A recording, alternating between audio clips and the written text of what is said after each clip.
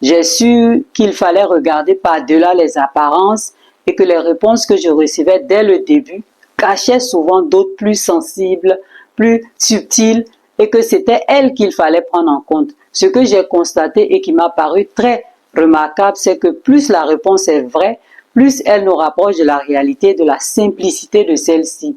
Ce que je comprenais surtout, c'est qu'en réalité, notre vie se simplifie de plus en plus car on apprend réellement à vivre et on sait toujours quoi faire à l'instant pour soi. C'est cela le but d'une vie finalement.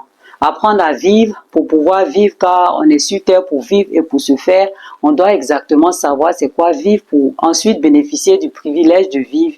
Et oui, vivre est un luxe qui ne peut que se mériter et recevoir l'appel de la vie est le cadeau ultime que cette dernière puisse nous faire.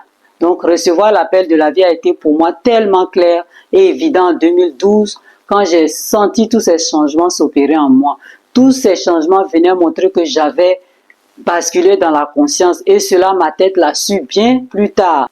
Ce que je ne pouvais expliquer m'est devenu plus clair et je pouvais y mettre des mots. Comment cela est-il arrivé? Je ne le sais pas, mais j'ai compris qu'il m'arrivait quelque chose de beau et que ce quelque chose me changeait de l'intérieur en une autre version de moi-même que je trouve bien meilleure, même si je comprends qu'il n'existe pas de meilleure version de soi-même et que toutes les facettes de soi doivent être acceptées et considérées. Et donc, un nouveau moi, plus attentif à ce qui se passe en lui et à ce qui l'entoure, avait émergé. Un nouveau moi qui arrivait à percevoir et comprendre des choses et surtout qui sentait vraiment la vie le traverser. C'était là le point de départ véritable de mon voyage initiatique, conscient vers des révélations concernant mon propre être. L'emploi du mot conscient a tout son sens ici car c'est véritablement en 2012 que j'ai remarqué consciemment des choses qui se passaient déjà en moi bien avant cette date, mais dont j'étais inconsciente et auxquelles je ne prêtais pas attention et auxquelles je ne trouvais aucune explication.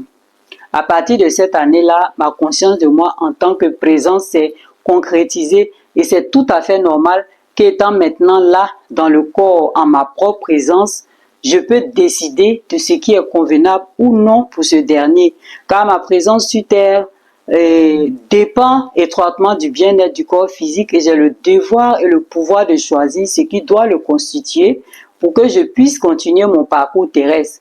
Une chose est sûre, c'est que depuis mon enfance, j'ai toujours été d'une sensibilité particulière et je n'arrivais pas à expliquer certaines situations que je vivais.